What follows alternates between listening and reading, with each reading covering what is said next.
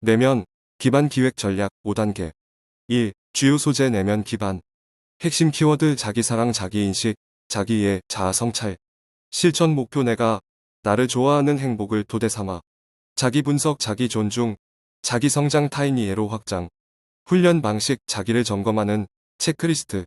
맞춤형 경영, 경제, 재정, 전략, 사고 훈련. 1. 일을 기록, 루틴.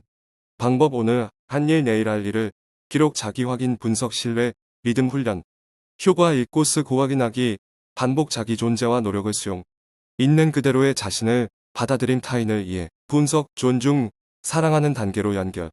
결과 내가 나를 행복하게 하는 자신과의 소통이 생활화. 3. 생활 관리 훈련. 핵심 훈련.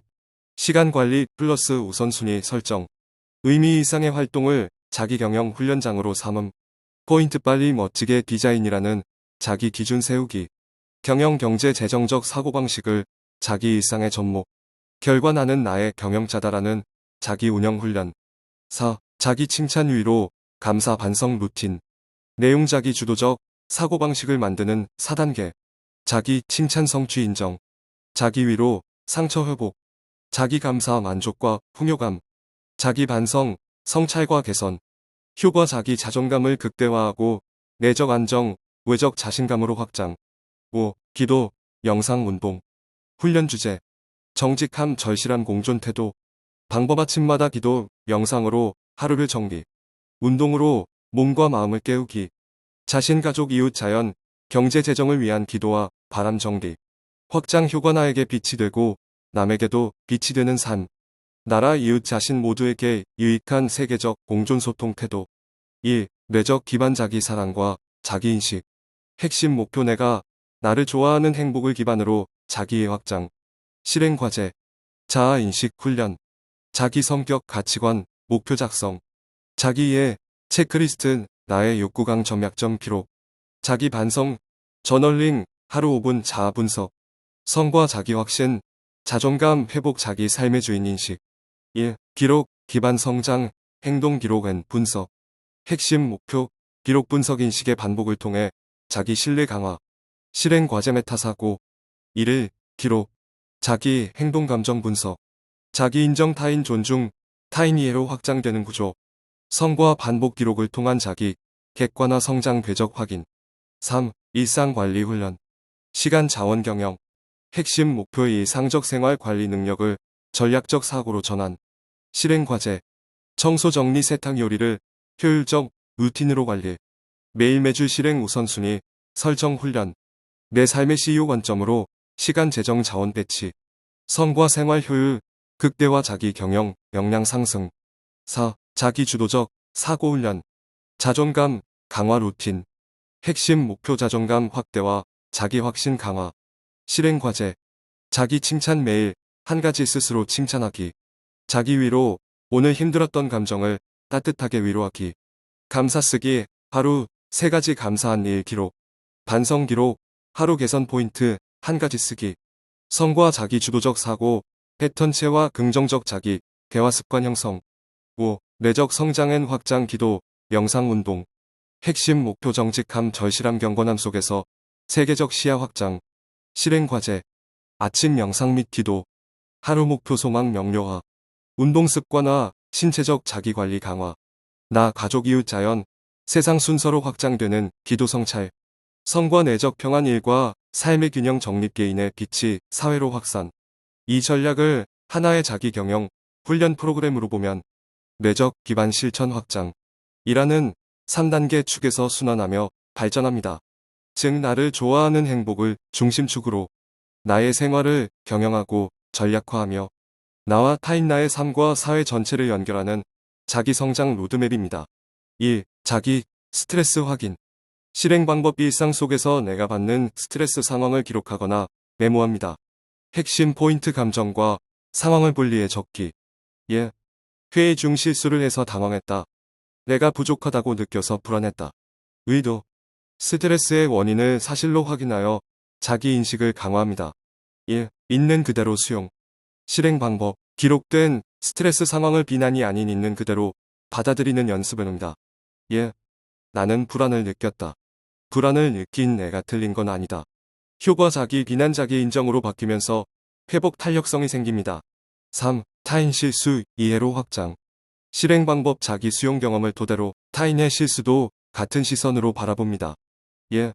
나도 실수하는데 상대도 실수할 수 있다. 실수는 능력의 전부가 아니다. 휴가 타인의 행동을 의도적 공격이 아니라 인간적 한계로 이해하는 태도가 형성됩니다. 4. 기획 전략 구조. 관찰 자기, 스트레스 순간 기록, 분석 감정 상황 분리 자기 수용, 적용 타인 실수 이해와 연결, 확산 대화형 무조직 문화의 적용, 반복 기록과 복기를 통한 습관화. 5. 실천 예시. 개인 루틴 하루 끝에 오늘 내가 나를 탓했던 순간 vs 그냥 수용한 순간 비교 기록. 조직 적용 회의 후 실수 공유 타임. 서로의 실수를 가볍게 나누며 개선 포인트를 찾는 문화. 가족관계 상대가 실수했을 때 내가 이런 상황이었을 땐 어떤 기분이었나. 먼저 떠올려 반응하기. 요약하면 자기 스트레스 인식, 자기 수용, 타인 이해, 전략적 문화 확산의 흐름입니다. 자신과의 소통이. 1. 듣기. 내가 내 말을 안 들어주면 누가 들어주겠는가. 많은 사람들은 타인의 말은 경청하면서 정작 자신의 내면 목소리는 흘려보낸다. 그러나 마음속의 작은 속삭임을 무시하면 결국 외부의 소음에 휘둘리며 살 수밖에 없다. 하루 종일 남의 말만 신경 쓰다가 문득 거울 앞에 섰다. 거울 속 내가 물었다. 오늘 너는 내 얘기 좀 들어줬어? 나는 대답하지 못했다. 그때 깨달았다. 가장 먼저 들어줘야 할 사람은 바로 나 자신이라는 걸. 1. 말하기. 나와의 대화는 나를 설득하는 가장 강력한 언어다. 스스로에게 던지는 말은 뇌에 각인되고 그 말은 현실을 이끄는 힘이 된다. 스스로에게 할 수 있다고 말하는 순간 뇌는 그 가능성을 증명하려 움직인다. 시험을 앞두고 난 못해. 늘 반복하던 학생은 결국 지레 포기했다. 반면 조금 어렵지만 할 수 있어라고 말한 학생은 끝까지 해냈다. 차이는 단 하나, 자기와 나눈 대화였다. 3. 위로. 남의 위로는 바람 같고 내 위로는 뿌리 같다. 타인의 위로는 순간 마음을 덮어주지만 오래가지 않는다. 그러나 내가 나를 진심으로 다독여줄 때 그 위로는 뇌에 깊이 각인되어 흔들림 없는 힘이 된다. 실패 후 친구의 말은 위로가 되었지만 집에 돌아오니 허전했다. 그때 나는 속으로 말했다. 괜찮아. 오늘 무너졌지만 너는 다시 일어날 사람이야. 이 말 한마디가 친구의 말보다 오래 나를 붙들어 주었다. 4. 칭찬. 내 칭찬은 내 뇌의 보상 시스템을 가장 강하게 자극한다. 심리학과 뇌과학은 말한다. 스스로를 칭찬하면 도파민이 분비되어 더 잘하고 싶다는 동기가 살아난다. 자기 칭찬은 자기를 키우는 가장 저렴하고 확실한 투자다. 설거지 한 그릇을 마치고 스스로에게 와 내가 했구나 라고 말했을 뿐인데 기분이 좋아졌다. 그 순간 나는 깨달았다. 작은 칭찬이 큰 성취감을 만든다는 것을. 5. 반성. 나는 나를 혼내기 위해 반성하지 않는다. 이해하기 위해 돌아본다. 반성은 자책이 아니다. 반성은 자기 이해의 과정이다. 있는 그대로 나를 바라볼 때 같은 실수를 반복하지 않게 된다. 회의에서 실수한 후 처음엔 왜 나는 항상 이럴까 자책했다. 그러나 나중에 준비가 부족했구나라고 이해하니 해답이 보였다. 반성은 나를 벌주는 것이 아니라 나를 성장시키는 대화였다. 6. 수용. 자신과의 소통은 결국 나를 있는 그대로 받아들이는 연습이다. 소통의 끝은 합의다. 나와의 소통도 마찬가지다. 장점도, 단점도, 상처도, 가능성도 결국은 나이기에 받아들여야 한다. 그때 비로소 삶이 단단해진다. 나는 늘 완벽한 내가 되기를 원했다. 그러나 어느 날 알았다. 부족한 나를 인정하는 순간 오히려 마음이 가벼워졌다는 것을. 그때 비로소 나는 나와 진짜로 친구가 되었다. 정리하면 자신과의 소통은 듣기 말하기 위로 칭찬 반성 수용의 여정이다. 이 과정을 반복할수록 뇌는 나를 안전한 존재로 인식하고 나는 점점 더 단단해진다. 자신과의 소통이. 1. 갈등. 갈등은 나를 무너뜨리는 불이 아니라 나를 단련하는 불이다. 사람은 불편함을 피하려 하지만 갈등은 나의 단단하지 못한 부분을 드러내준다. 마치 풀무질 속에서 금속이 제 빛을 내듯 갈등은 나를 태워 없애려는 게 아니라 불순물을 걷어내려는 과정이다. 1. 고민. 고민은 내 안의 질문이 만든 교과서다. 밤새 뒤척이며 던졌던 질문들이 결국 나를 길러냈다. 정답은 없지만 질문이 있었기에 길이 열렸다. 고민은 삶의 낙서장이 아니라 뇌에 깊이 새겨지는 교과서였다. 3. 원하고 바람. 바람은 허공에 흩어지는 것이 아니라 방향을 가르쳐준다. 나는 늘 더 나은 나를 원했다. 그 바람은 때로는 욕심처럼 보였지만 결국 나를 어디로 향해야 하는지 알려주는 나침반이 되었다. 바람이 없다면 배는 멈추고 원함이 없다면 나는 정체된다. 4. 눈물. 눈물은 뇌가 남긴 잉크다. 그 순간을 잊지 않도록 기록해준다. 견디기 힘들 때 눈물은 흘러내려 내 마음을 적었다. 뇌는 그 순간을 깊게 기억하도록 각인시켰다. 웃음보다 눈물이 더 오래 남는 이유는 그 안에 내가 성장해야 할 진실이 담겨 있기 때문이다. 5. 고통. 고통은 나를 멈추게 하지만 동시에 나를 깨우는 종소리다. 고통이 없었다면 나는 여전히 무심히 지나쳤을 것이다. 그러나 아픔은 나를 붙잡아 세웠다. 그제야 보였다 내가 외면하던 나의 진짜 얼굴, 나의 부족함, 나의 간절함. 6. 깨달음. 진리는 머리로 아는 것이 아니라 뼛속 깊이 각인된 체험에서 드러난다. 갈등과 고민, 눈물과 고통 속에서 나는 비로소 왜라는 질문을 던졌다. 그리고 어느 날 답은 번쩍이는 문장이 아니라 내 몸과 뇌와 삶 전체에 새겨진 작은 깨달음이었다. 그 깨달음은 다시는 지워지지 않는 내 인생의 문신이 되었다. 정리하면 갈등은 불, 고민은 교과서, 원함은 나침반, 눈물은 잉크, 고통은 종소리, 깨달음은 문신입니다.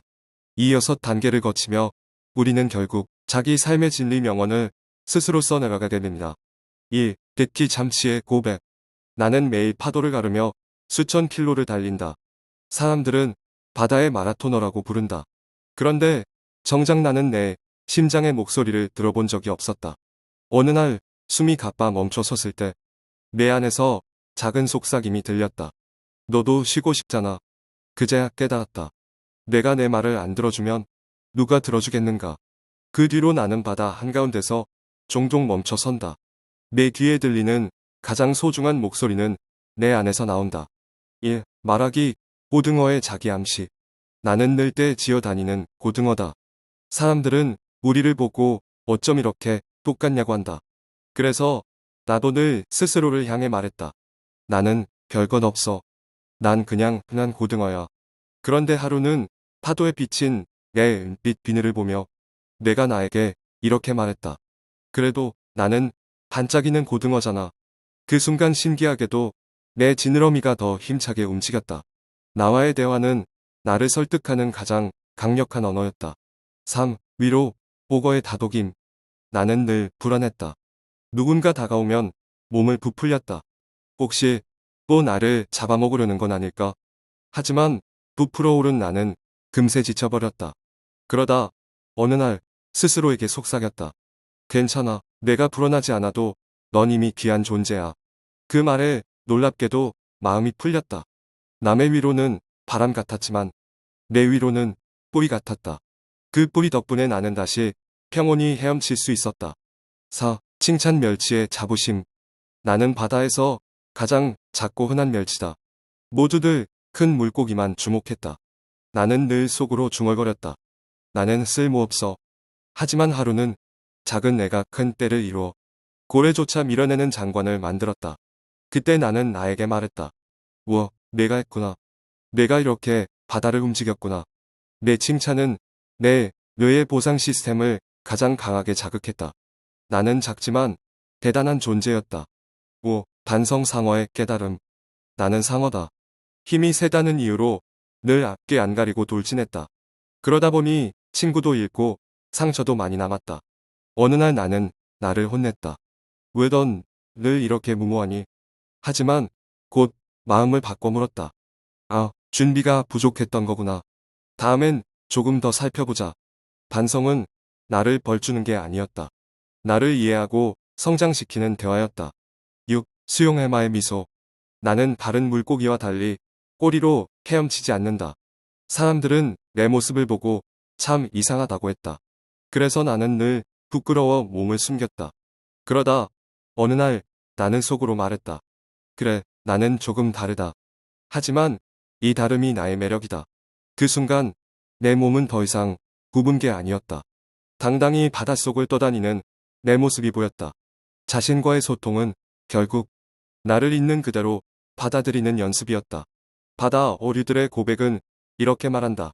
참치처럼 내 말 듣기, 고등어처럼 내게 말하기, 북어처럼 스스로 위로하기, 멸치처럼 작은 나를 칭찬하기, 상어처럼 반성하기, 해마처럼 있는 그대로 수용하기. 1. 갈등 가치의 숲이. 나는 늘 시끄럽다고 욕을 먹는다. 사람들은 내 울음소리를 갈등의 상징이라며 싫어한다. 하지만 솔직히 말하자, 내 소리가 불편한 건 듣는 사람의 마음속 갈등을 건드리기 때문이다. 나는 갈등을 부추기는 게 아니라 드러내게 할 뿐이다. 갈등은 나를 무너뜨리는 불이 아니라 나를 단련하는 불이다. 같이 울음이 없으면 마을이 잠들 듯 갈등이 없으면 삶은 늘어지고 만다.